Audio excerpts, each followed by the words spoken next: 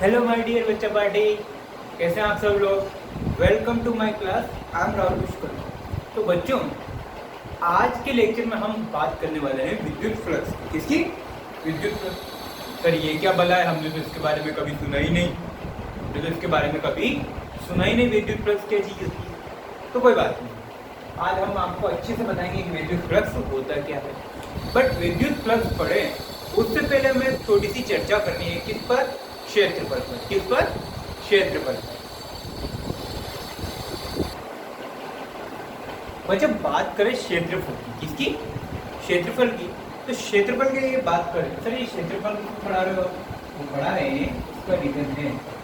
पहले मैं बताऊंगा आपको कि क्षेत्रफल होता क्या होता है। सर क्षेत्रफल, सर सिंपल सी बात है, किसी भी ऑब्जेक्ट का, किसी भी सरफेस का एरिया निकाल लो। सरफेस का किसी भी ऑब्जेक्ट का एरिया निकालना है तो उसके लिए मुझे क्या करना पड़ेगा? जैसे स्क्वायर या रेक्टेंगल है तो लंबाई इंटू चौड़ाई करनी पड़ेगी। बहुत बढ़िया।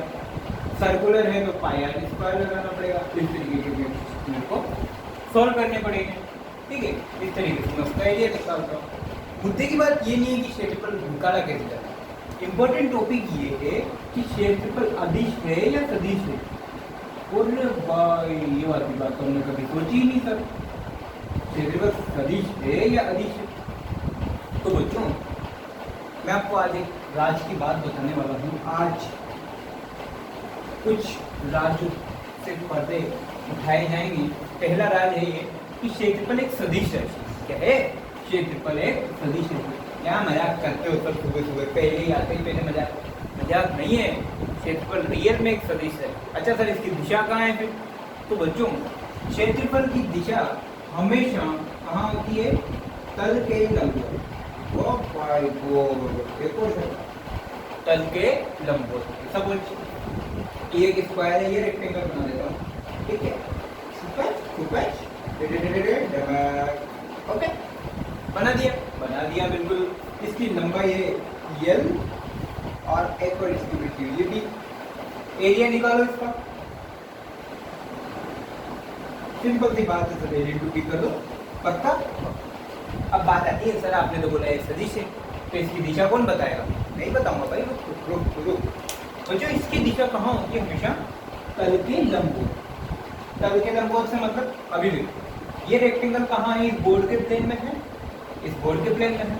अब इस बोर्ड के प्लेन के परपेंडिकुलर, बोर्ड के प्लेन के परपेंडिकुलर कहाँ कहाँ डायरेक्शन पॉसिबल? एक तो बाहर निकलती हुई और एक अंदर जाती हुई। एक तो क्या, इस तल के बिल्कुल बाहर निकलती, और एक डायरेक्शन क्या पॉसिबल है? तल के अंदर जाती है। तो यहाँ पर इस क्षेत्रफल के लिए दो दिशाएं संभव है।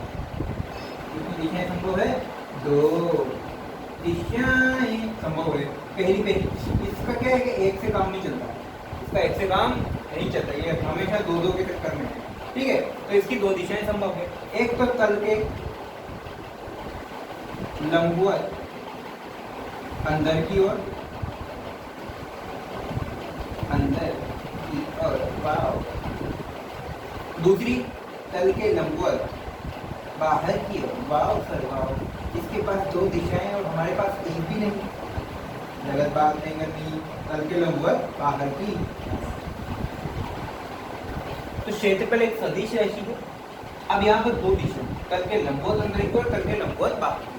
मुझे ये तो मैंने बात करी स्क्वायर की या रेक्टेंगल की, है ना। अगर इसी तरीके से सर्कल होता तो सर सर्कल का क्षेत्रफल तो मुझे पता है। इसका क्षेत्रफल कितना होता है सर्कल का? वृत्त का क्षेत्रफल पाई आर स्क्वायर। जहाँ पे आर क्या है? उसकी त्रिज्या है, रेडियस है। बोल हाँ या ना? अच्छा, इसका वेक्टर, इसका सदिश किधर होगा? इसका सदिश भी इधर बाहर की तरफ होगा या अंदर की तरफ होगा। इसके केस में भी सेम बात। अच्छा, ये बात वही, बहुत बढ़िया। अच्छा, इसकी बात करो, ये कौन है? ये जानते हो क्या? अरे बच्चों जानते हो क्या? देखो ना यार। ओ, ये कौन है? सर ये तो क्यूब है, घन।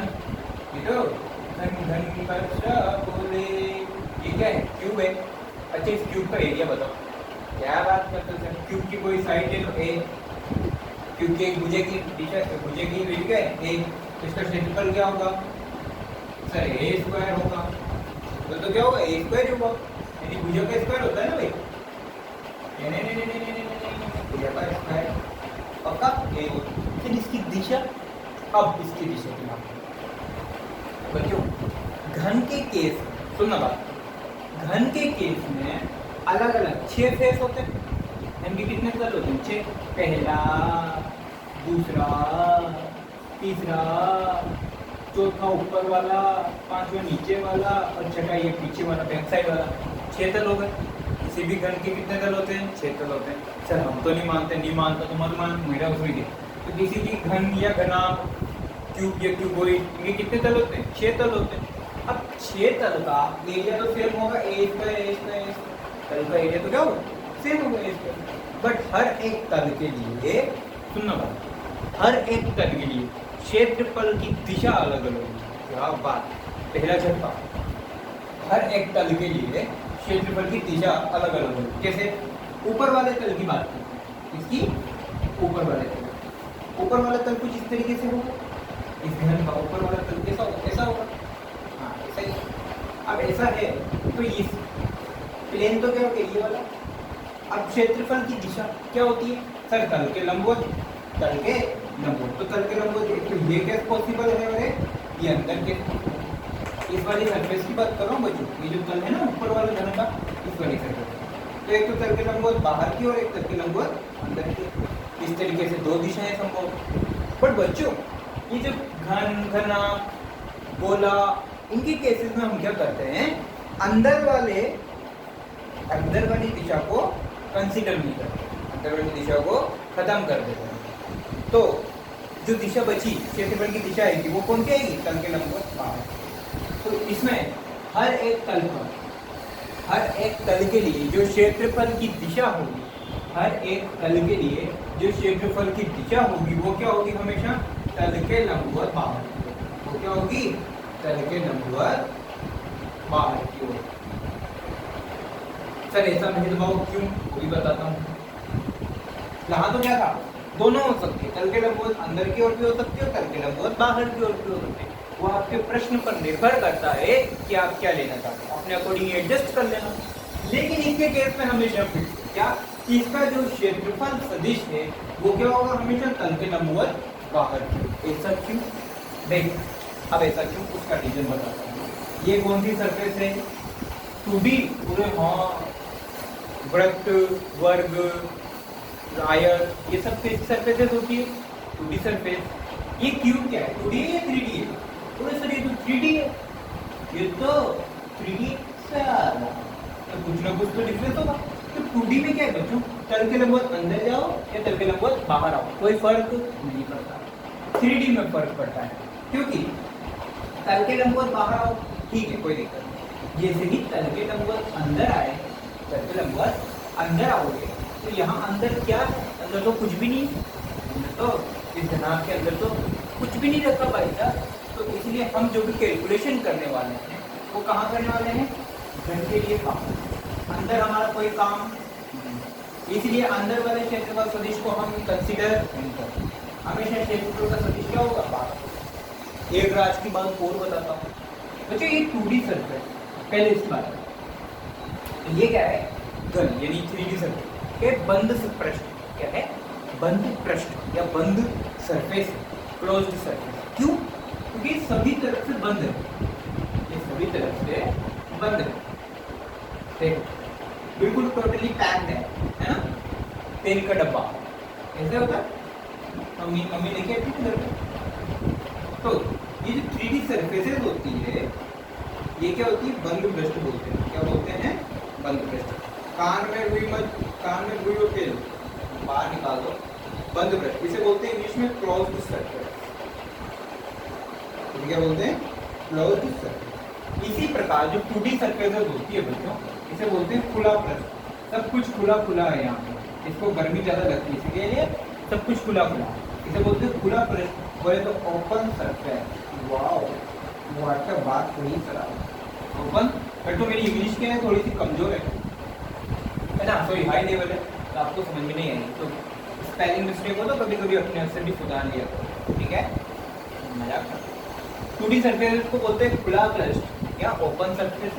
3D सरफेस को अपन बंद पृष्ठ बोलेंगे या क्लोज्ड सरफेस। तो आज के बाद और अभी से आज के बाद से मैं हमेशा 3D सरफेस ना बोल के क्या बोलूंगा बार बार, क्लोज्ड सरफेस, बंद पृष्ठ, या 2D की जगह क्या बोलूंगा हमेशा, खुला पृष्ठ या ओपन सरफेस। तो हमेशा बात ध्यान रखना। सर इतना कुछ पढ़ाया, इसका सार समरी बता देता हूँ, इसकी समरी बता देता हूँ कि इम्पोर्टेंट टॉपिक, हमारा इम्पोर्टेंट पॉइंट क्या है और जो हमें काम आने वाला है वो है। सबसे पहली तो जो बातें ध्यान देनी है, पहली बात है कि क्षेत्रफल क्या है, एक सदिश है।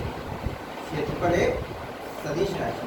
इम्पोर्टेंट बात, क्यों है क्या है उससे हमें कोई लेना देना नहीं है, क्यों है क्या है, ठीक है। दूसरी बात, खुला पृष्ठ, सब कुछ खुला हुआ है, तो फिर क्या बात करें, खुला पृष्ठ अर्थात 2D सरफेस के लिए हमेशा जो क्षेत्रफल सदिश है, जो क्षेत्रफल सदिश है वो क्या होगा, तल के लंबवत, तल के लंबवत बाहर अथवा अंदर हो सकता है। या तो तल के लंबवत बाहर जाएगा या तल के लंबवत अंदर आएगा, लेकिन होएगा कैसे, हमेशा तल के लंबवत। ये बात ध्यान रखना। क्षेत्रफल सदिश कहाँ होगा, सदैव तल के लंबवत होगा। अंदर है या बाहर है वो बात की बात है, बट हमेशा ध्यान रखना तल के लंबवत। अगर ये बोर्ड के प्लेन में बनाई हुई है तो तल के लंबवत बाहर निकलती, ठीक है, या तल के लंबवत अंदर जाती। आप जब वो अभी कॉपी पेन में नोट कर रहे हो, मैं इसको सर हम तो नोट ही नहीं कर रहे, नोट कर ले भाई। तो कॉपी पेन में जब नोट कर रहे हो तो आपने कॉपी ऐसे रखी हुई है, इस तरीके से, ऐसे नोट कर रहे हो ऐसे। तो अब क्या होगा, तल के लंबवत ऊपर या तल के लंबवत अंदर, यानी कि तल से बाहर निकलना चाहिए कोई नहीं। तो आपकी कॉपी में कैसा दिख रहा है, तल के लंबवत बाहर की ओर या तल के लंबवत अंदर, ठीक है, कोई दिक्कत नहीं है। मान लो कोई बच्चा ऐसे लेट के पढ़ रहा है ऐसे, तो तल के लंबवत बाहर, तल के लंबवत अंदर, ठीक है। चलो फिर कोई बात नहीं। अब बंद पृष्ठ की बात करें तो बंद पृष्ठ सर इतनी शुद्ध हिंदी, बंद पृष्ठ अर्थात 3D सरफेस। 3D सरफेस का एग्जांपल तो पता है, क्यूब, क्यूबॉइड, घनघनाम, है ना, स्फीयर, गोला, ठीक है, खोखला गोला लो या सॉलिड गोला लो, कुछ भी लो, बर्फ का गोला लो, इसके लिए सबके लिए तल के लंबवत अंदर की ओर, तल के लंबवत अंदर की ओर होगी इसका क्षेत्रफल सदिश नहीं, तल के लंबवत बाहर की। पक्का? तो इम्पोर्टेंट 3 पॉइंट है जो हमें काम आने वाले हैं। इन तीनों पॉइंट को चाहो तो आप अच्छे से लिखना चाहो तो अच्छे से लिख लो, चाहो तो कॉपी के ऊपर हाशिए में लिखना चाहो तो वहां पर नोट डाउन कर लो, कर लो। याद रखने की बात है कि क्षेत्रफल एक सदिश राशि है जिसकी दिशा 2D के लिए तो तल के लंबवत बाहर या तल के लंबवत अंदर होगी। 3D की बात करो तो तल के लंबवत हमेशा बाहर निकालनी, तल के लंबवत हमेशा बाहर निकालनी है।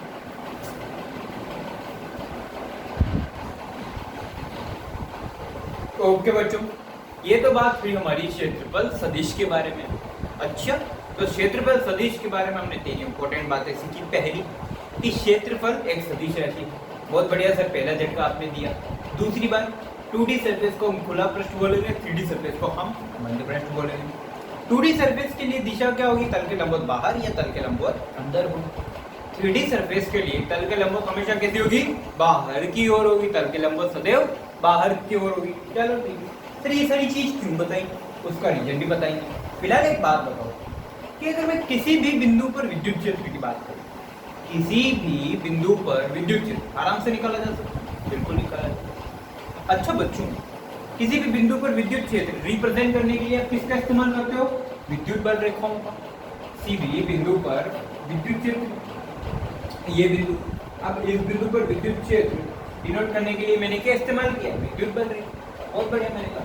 इसी तरीके से पूरी बोर्ड पर यहाँ भी कोई प्लेन होगा, यहाँ भी कोई बिंदु होगा, इस बिंदु पर अलग विद्युत क्षेत्र की तीव्रता, इस बिंदु पर अलग विद्युत क्षेत्र की तीव्रता, ठीक है नहीं।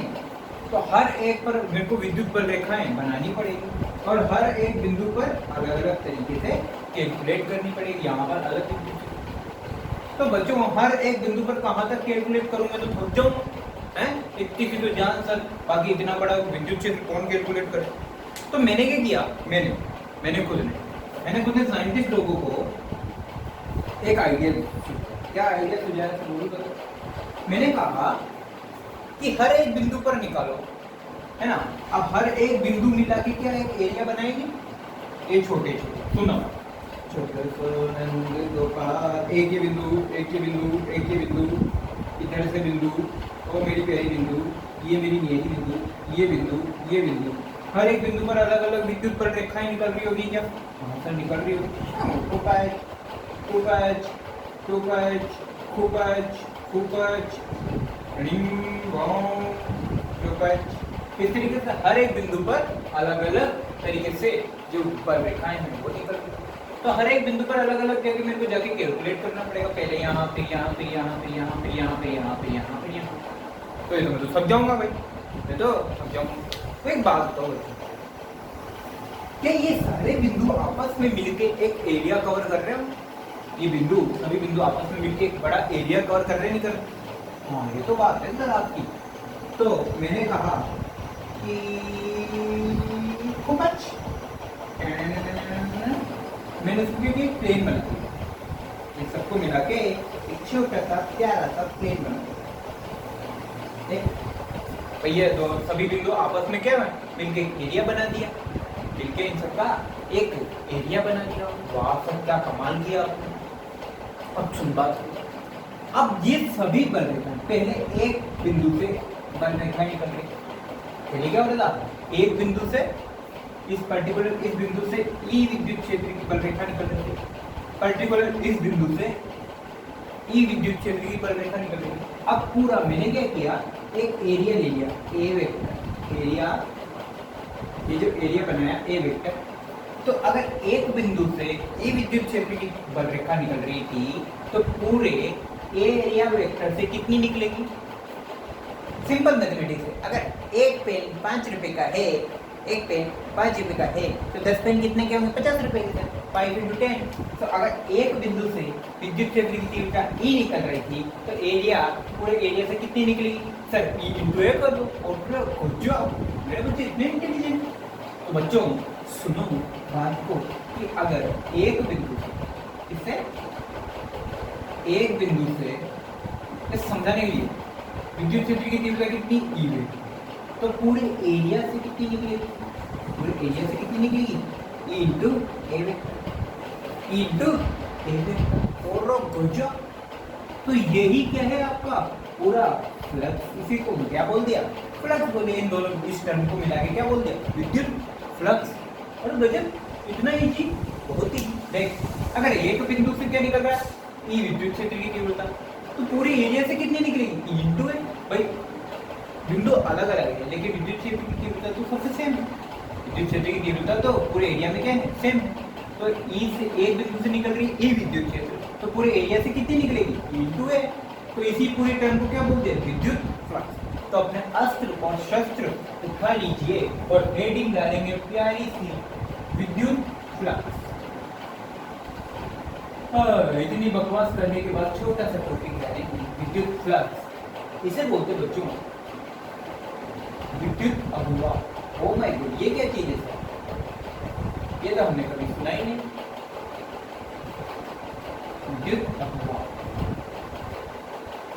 विवाह नहीं अभिवाह, ठीक है। तो फ्लक्स को हिंदी में प्योर हिंदी में बोला जाता है विद्युत अभिवाह। इंग्लिश का वर्ड है फ्लक्स, ठीक है, FLUX, ठीक है। तो इलेक्ट्रिक फ्लक्स बोलते हैं, हिंदी में बोलते हैं विद्युत अभिवाह। घबराने की कोई दिक्कत नहीं है। इसे लिखा जाता है फाइव। इसे किसे लिखा जाता है? ये फाइव। ओके मेरे भाई, ये क्या है? फाइव, है ना, ग्रीक वर्ड फाइव, ठीक। तो आज फाइव विद्युत फ्लक्स की परिभाषा क्या है कि अगर ये क्या सब निकल रही है, विद्युत पर रेखाएं निकल रही है, तो मैं कहूँ किसी बंद पृष्ठ या सॉरी किसी भी पृष्ठ से निकलने वाली, किसी भी पृष्ठ से निकलने वाली बल रेखाएं, किसी भी पृष्ठ से निकलने वाली बल रेखाएं जो क्या हो? तल के लंबवत हो। फिर झटका सर बच्चों इस तरीके, मान लो अभी ये क्या है? ये वाला प्लेन है ना, ये वाला प्लेन, ये ऐसा है। तो इस प्लेन के परपेंडिकुलर बल रेखाएं निकलनी चाहिए, यानी कि इस प्लेन और इस बल रेखाओं में एंगल कितना होना चाहिए? 90 डिग्री। सर फिर झटका दिया आपको, ये एंगल कितना होना चाहिए? 90। इस तरीके से आड़ी तिरछी लाइंस नहीं निकलनी चाहिए, हमेशा कैसे निकले? तल के लंबवत। तो पहली बात हेडिंग डालेंगे, विद्युत प्लस इसमें लिखेंगे विद्युत क्षेत्र में स्थित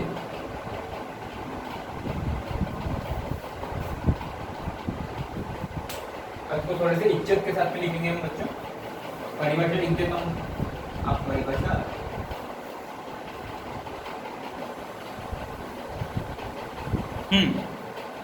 तो बच्चों विद्युत फ्लक्स क्या है कि विद्युत क्षेत्र में स्थित किसी भी तल के लंबवत गुजरने वाली बल रेखाओं की कुल संख्या उस पृष्ठ के लिए किसको प्रदर्शित करती है? विद्युत फ्लक्स। इसमें सबसे इंपॉर्टेंट बात है तल के लंबवत गुजरने वाली कुल बल रेखाओं की संख्या।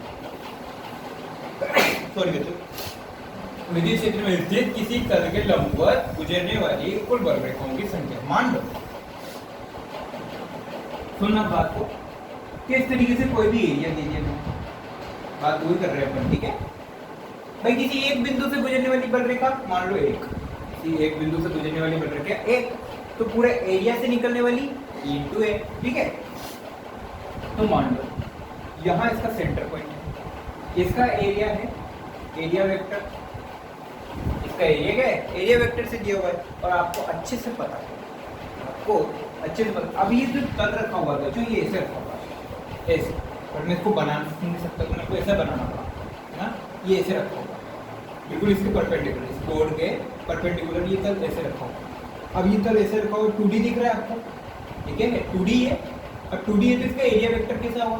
तल के लंबवत बाहर, तल के लंबवत इधर भी हो सकता है और इधर भी हो सकता है। मैं क्या करता हूँ अपनी सुविधा के अनुसार इसे इस तरह रखना, तल के लंबवत है ये तो कंफर्म है, अब इधर भी जा सकता है और इधर भी जा सकता है, बट मेरी सुविधा के अकॉर्डिंग मैं इस डायरेक्शन में मिलेगा। तो इसका जो एरिया वेक्टर है वो कैसा होगा? ऐसा, इसका जो एरिया वेक्टर है वो ऐसा होगा, बोल रहा है ना, ठीक है सर।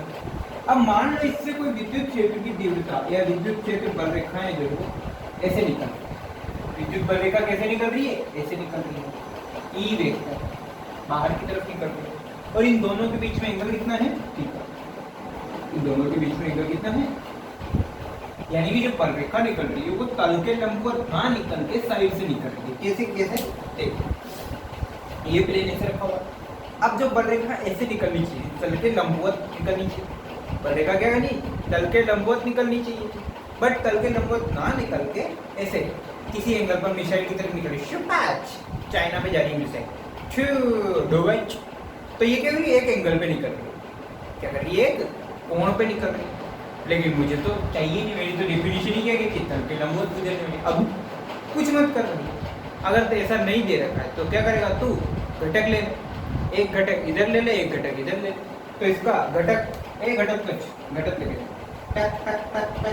इसका एक घटक इधर आएगा, एक घटक इधर आएगा, पक्का? हाँ ये पॉइंट वो मान लेता हूँ।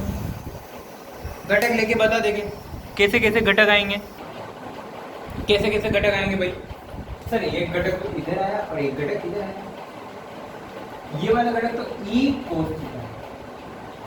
विद्युत क्षेत्र के दो घटक आएंगे, एक E cos थीटा और एक E sin थीटा। यहाँ से एंगल बन रहा है तो इसे बोल दिए E cos थीटा। इधर वाले घटक क्या होगा? E sin थीटा हो गया भाई, एक E cos थीटा तो दूसरा क्या हो गया? E sin थीटा हो गया, खत्म, खेल खत्म। अब मैंने आपको क्या बोला कि लंबवत गुजरने वाली बल रेखाओं की कोसंतोष पृष्ठ के लिए विद्युत फ्लक्स को प्रदर्शित करती है, अर्थात phi is equal to हमने क्या लिखा था? विद्युत क्षेत्र अगर एक बिंदु से निकलने वाली विद्युत बल रेखा E तो पूरे एरिया से निकलने वाली E इंटू है। तो अब A तो सही है, A तो सही है इंटू, अभी मान लेता हूँ मैग्नीट्यूड की बात करते हैं, एरिया वेक्टर का मैग्नीट्यूड, डायरेक्शन नहीं लिखूंगा, वेक्टर नहीं लिखूंगा, तो एक E इंटू कौन सा component? E cos theta. Sir E sin theta क्यों नहीं लिया?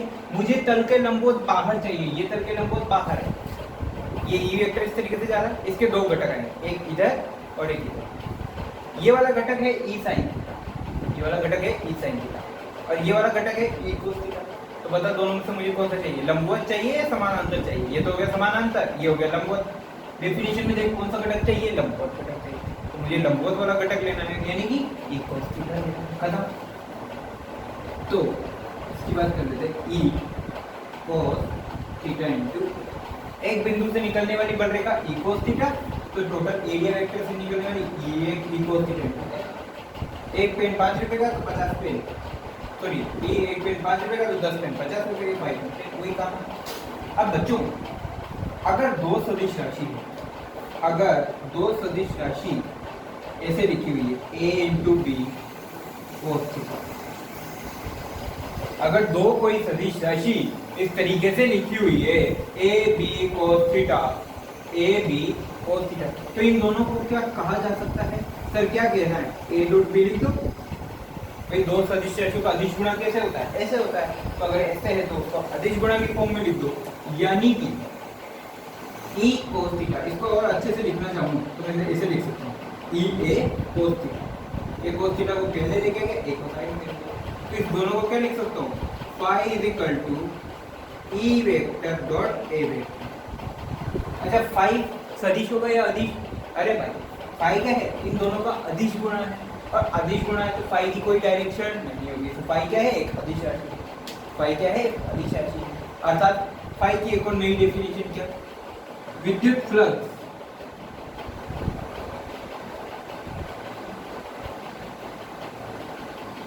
विद्युत क्षेत्र तथा क्षेत्रफल या क्षेत्रफल सदिश, क्षेत्रफल सदिश तथा क्षेत्रफल सदिश के अदिश गुणा के तुल्य होता है, के अदिश गुणा के तुल्य होता है, अदिश गुणा के तुल्य होता है। आई बात समझ में? अरे ये नहीं, यानी कि विद्युत फ्लक्स विद्युत क्षेत्र की तीव्रता तथा एक क्षेत्रफल सदिश, इन दोनों के अदिश गुणा के तुल्य होगा। ये जो लिखा हुआ है इसी को मैंने लैंग्वेज में लिख दिया, खत्म बात, इतना क्लियर है। अब बात कर लेते हैं थोड़ी सी इसकी यूनिट के बारे में। मात्रक क्या होगा भैया, खुपच खुपच तो मात्रक, मात्रक क्या होगा, विद्युत क्षेत्र की तीव्रता का मात्रक। सर इतना भी नहीं पता, न्यूटन अपॉन कूलम, यही था, हाँ यही था। एरिया का यूनिट मीटर स्क्वायर होता है, ठीक है, न्यूटन कूलम मीटर स्क्वायर। या एक और थी, चलो इतना ही करना। तो विद्युत फ्लक्स का मात्रक क्या, न्यूटन पर कूलम इनटू मीटर स्क्वायर। वीमा बोलो, वीमा, तो वीमा भी लिखनी है, बिल्कुल लिखनी है। बोर्ड में कहीं भी क्वेश्चन आ गया विद्युत फ्लक्स की वीमा या मात्रक लिखो तो भी लिखना पड़ेगा, फॉर्मूला भी लिखना पड़ेगा, वीमा भी लिखनी पड़ेगी। वीमा बताओ भैया, विद्युत क्षेत्र की वीमा m1 L1 T-2 और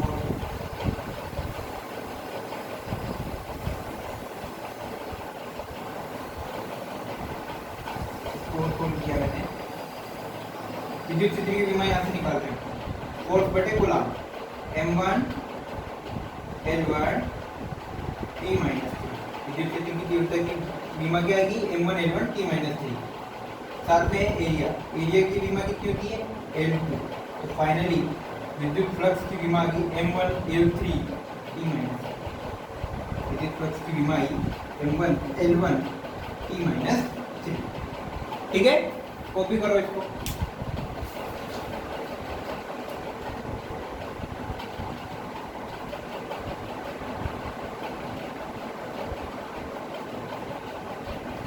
अरे A1 तो लिखने भूल गया, फाइनली विद्युत क्षेत्र की विमा क्या आई m1 L3 T-3 A-3। अब बात करते हैं थोड़ी सी बच्चा कि सर ये तो आपने सिंपल सा दे दिया, ये तो आपने सिंपल सा दे दिया। मैंने कहा और हार्ड क्या करूँ यार, कि सर आपने मान लो ये तो बड़ा दे दिया है ना, ये तो एक पूरी सरफेस दे दी, सिमेट्रिक सरफेस दे दी। क्या दे दी, सिमेट्रिक सरफेस दे दी। सिमेट्रिक सरफेस दे दी तो मैं किसी भी एक बिंदु पर निकाल ली, सबको प्रोटेक्ट करके निकाल लिया। लेकिन अगर मान लो कोई ऐसी सरफेस है, असममित सरफेस है, कैसी है? असममित पृष्ठ, अर्थात ऐसा है। ये लो, अब जरा बताओ, तो मैं क्या करूँगा इसके लिए? जब इस तरीके की कोई भी सरफेस आती है तो मुझे नहीं पता कि इसका एरिया क्या होगा, तो मैं क्या करूँगा, इसको छोटे छोटे टुकड़े करके कुत्तों को ही करना है, इसके छोटे छोटे टुकड़े करके एरिया वेक्टर निकालो। इस छोटे से ये छोटा सा टुकड़ा कर ले, इस छोटे से टुकड़े का एरिया वेक्टर मान लो इस दिशा में, ये भी ऐसे या इसको ऐसे मान लो, ये से रखा हुआ, तल के लंबवत बाहर की ओर निकलेगा, यानी कि कुछ इस दिशा में इसका एरिया आएगा, ये तल के लंबवत बाहर की डी पक्का। इसके कारण निकलने वाला विद्युत फ्लक्स कुछ इस तरीके से, ई वेक्टर दोनों समान दिशा में, डी वेक्टर भी तल के लंबवत बाहर है और विद्युत क्षेत्र भी तल के लंबवत बाहर है। इन दोनों में जो एंगल है वो है थीटा एंगल, कितना है? Theta angle. अब बताओ सर फ्लक्स मैं निकाल ले भाई। पहले मैं क्या करूँगा कि इसकी वजह से छोटा सा फ्लक्स निकाल लेता हूँ डी फाई, इसकी वजह से इस पर फ्लक्स होगा वो क्या होगा? D phi. अब फ्लक्स का फॉर्मूला तो मुझे इतना सा पता है, कितना सा? D phi flux is given by E A cos theta, E की जगह ई लिखिए, ए की जगह डी ए लिखा और कोस थीटा लिखिए, कोस थीटा में लिखिएगा। अब ये क्या हुआ? इस बिंदु पर फ्लक्स, पूरे बिंदु पर फ्लक्स निकालने के लिए क्या करूँगा? सबका समाकलन कर दो सर, इसका समाकलन कर दो, करो भाई समाकलन। डी फाई का समाकलन is equal to E dot D A का समाकलन, ठीक है? डी फाई का समाकलन क्या मिलेगा? टोटल नेट फ्लक्स मिलेगा, क्या मिलेगा? Net flux. ये क्या मिलेगा? E into D. बच्चों इस वाले सवाल, इस वाला जो क्वेश्चन है ये हमेशा किसके लिए अप्लाई होगा? बंद पृष्ठ, यानी 3D सरफेस के लिए हम गाउस के नियम पढ़ेंगे, तो गाउस के नियम में हमें ये चीज़ अप्लाई करना है। तो ये हमेशा कहाँ होगा? बंद पृष्ठ के लिए, खुले पृष्ठ में इसकी जरूरत नहीं पड़ेगी, ये हमेशा किसके लिए अप्लाई करना पड़ेगा? बंद पृष्ठ के लिए अप्लाई करना पड़ेगा। तो बंद पृष्ठ के लिए नेट फ्लक्स कैसे किया जाता है? बंद पृष्ठ हो या वक्र पृष्ठ हो, यानी कर्व वाली शेप है, इनके लिए हमेशा क्या दिया जाएगा? तो ये नोट करो, ये नोट करो, तो आगे बढ़ते हैं।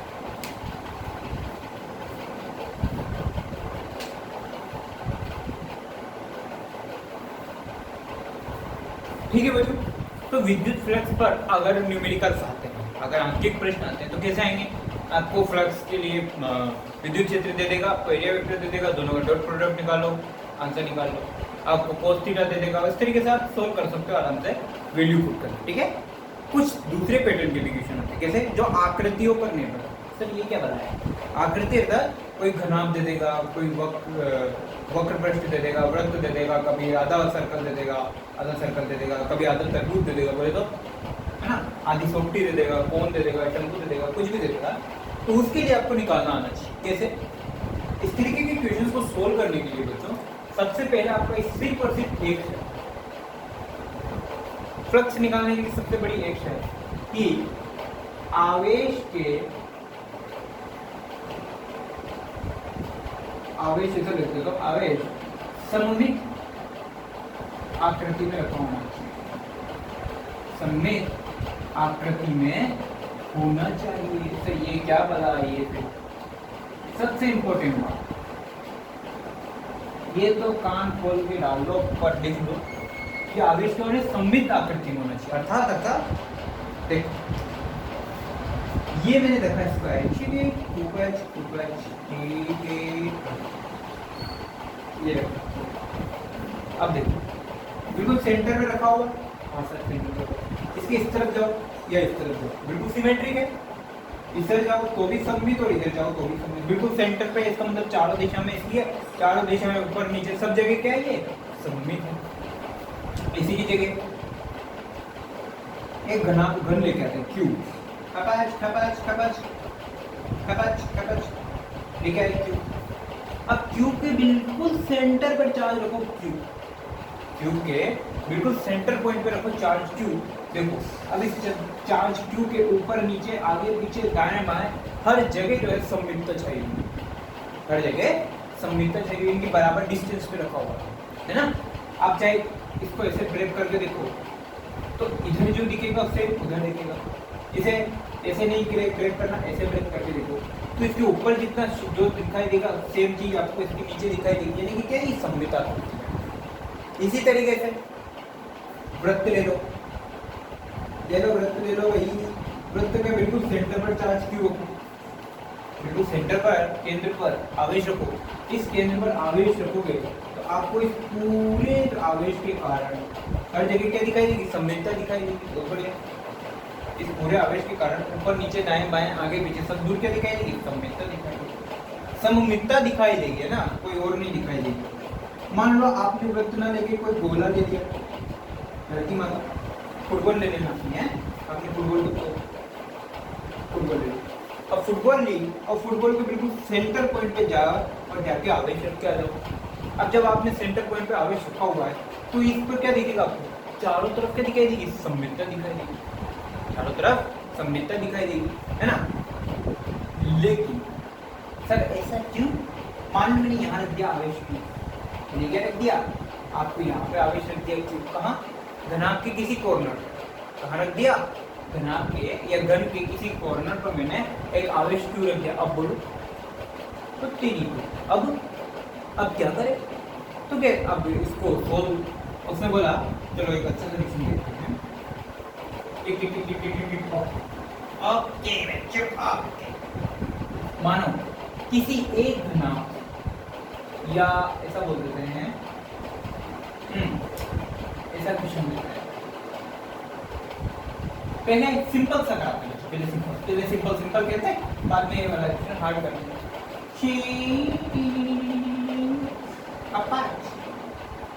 ये आधा तरबूज है, आधा तरबूज अर्थात कोई एक बड़ा गोला था, हमने उसको बीच में से कच्चा करके काट दिया और ऊपर वाला टुकड़ा आपको दे दिया, ठीक है। मैंने बोला कि अगर उस पूरे बड़े गोले से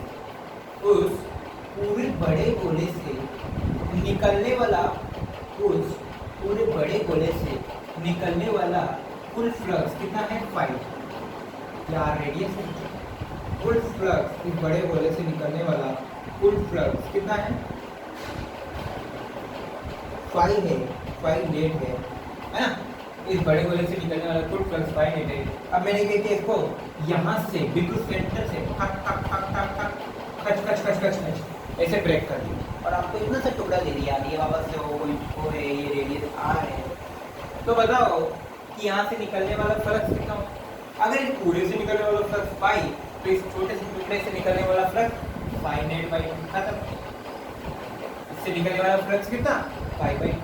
तो पूरे बड़े से निकलने वाला फ्लक्स 5, तो छोटे से निकलने वाला 5/2। इसी तरीके से एक और क्वेश्चन,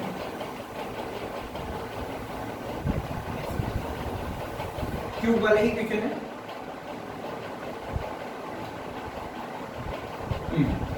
अब इस क्यूब के सेंटर पॉइंट पर कोई आवेश रखा हुआ है, क्यूब के सेंटर पॉइंट पर आवेश रखा हुआ है क्यूब। तो बच्चों ये क्यों आवेश की वजह से फ्लक्स यहाँ से भी निकलेगा, यहाँ से भी निकलेगा, यहाँ से भी निकलेगा, इधर से भी निकलेगा, 1 2 3 4 है ना, बाहर से भी निकलेगा, अंदर पीछे की तरफ वाली से। इनकी 6 आपको अच्छे से पता है कि घर में कितने पृष्ठ होते हैं, 6 पृष्ठ। अब 6 ही पृष्ठ से क्या होगा, बराबर फ्लक्स निकलेगा। मान लो इस घन से निकलने वाला कुल फ्लक्स कितना है, 5। तो किसी एक सरफेस या इससे मान छायांकित पृष्ठ से, इतनी शुद्ध हिंदी, छायांकित पृष्ठ से निकलने वाला फ्लक्स, छायांकित पृष्ठ से निकलने वाला फ्लक्स कितना होगा भैया। देखो कितनी पृष्ठ टोटल, 6। तो पूरी 6 पृष्ठ से निकलने वाला फ्लक्स कितना, 5। अब किसी एक पृष्ठ से निकलने वाला फ्लक्स क्या होगा, 5/6। पूरे घन से निकलने वाला फ्लक्स 5, पूरे घन से निकल रहा है, इसका मतलब 6 की 6 पृष्ठ से इसका फ्लक्स निकलता है। घन में कितनी पृष्ठ होती है, 6, तो 6 की 6 पृष्ठ से या 6 की 6 तलों से क्या निकल रहा है, कुल फ्लक्स 5 निकल रहा है। तो एक तल से निकलने वाला फ्लक्स कितना, 5/6। भाई 6 तल से निकलने वाला फ्लक्स 5, तो एक तल से निकलने वाला फ्लक्स 5/6 खत्म। इसी तरीके से एक क्वेश्चन हो, सर बस करो ना, नहीं करो ना, ओके करो ना। मान लो अब जो आवेश को मैं लेके कहाँ गया, इधर, कहाँ पे, या मान लो इधर ही लेके जाता हूँ इसको, हाँ, इस कॉर्नर क्यू पे रख के आएगा।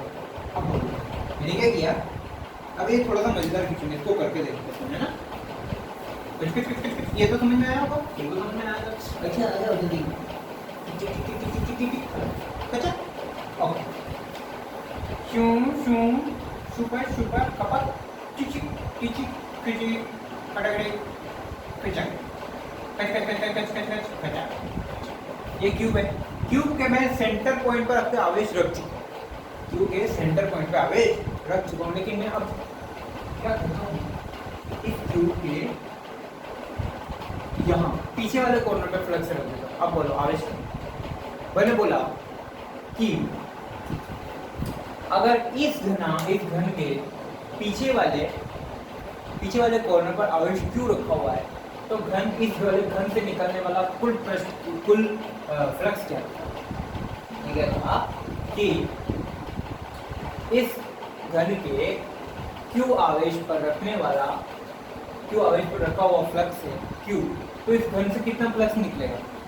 अगर इस आवेश क्यू को मैं किसी कॉर्नर पर रख दूं तो इस घन से कितना फ्लक्स निकलेगा। अब सर क्या करें, किसी छोड़ दें। सर आपने तो क्या बताया कि आवेश के चारों ओर क्या होनी चाहिए, सममितता होनी चाहिए।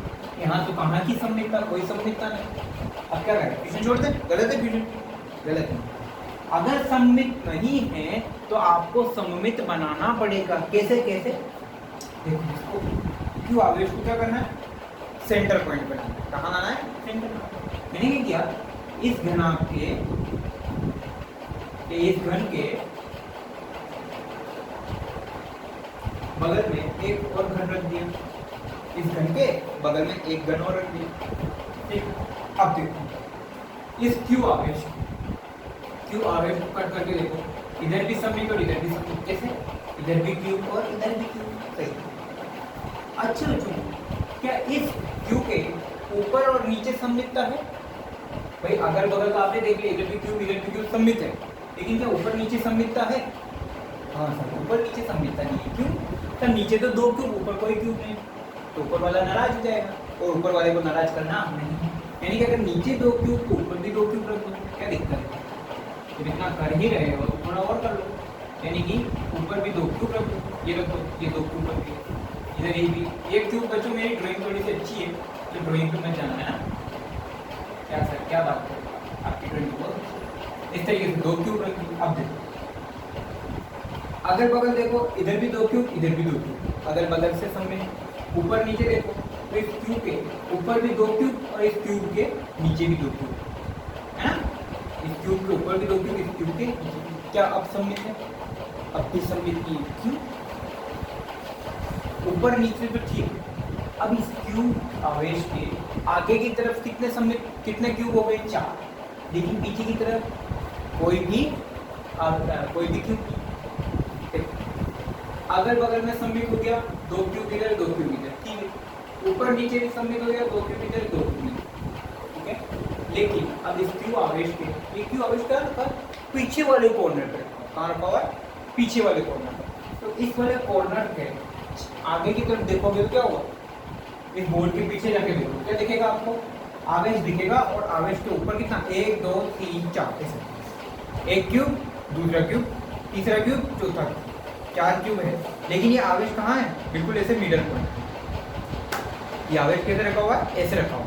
अब इस आवेश के इधर भी एक क्यूब, इधर भी एक क्यूब, नीचे भी एक क्यूब, आगे इधर भी, नीचे भी एक और। तो आवेश के आगे तो कितने क्यूब हैं, 4, लेकिन पीछे कोई क्यूब। जब मैं बोर्ड के पीछे गया देखा, पीछे तो कोई क्यूब ही नहीं। ऊपर नीचे दाएं बाएं से सममित है, लेकिन क्या आगे पीछे से सममित है, नहीं है। तो अगर आगे 4 क्यूब रखे हैं तो पीछे भी मुझे कितने क्यूब रखने हैं, 4 क्यूब रखने हैं। अब कितने क्यूब हो गए टोटल, 8।